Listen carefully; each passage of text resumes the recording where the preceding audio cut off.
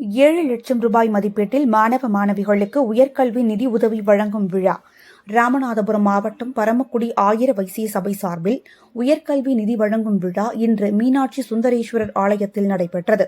இவ்விழாவில் 10ஆம் வகுப்பு, 11ஆம் வகுப்பு, 12ஆம் வகுப்பில் அதிக மதிப்பெண் எடுத்த 100க்கும் மேற்பட்ட மாணவ மாணவிகளுக்கு ஆயிர வைசிய சபை சார்பில் நினைவு பரிசு வழங்கி பாராட்டினர்.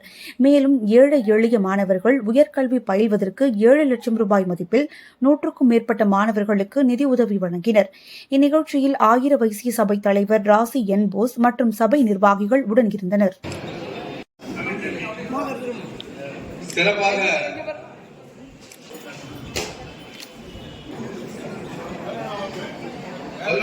பெட்ரோல் வாங்குமா?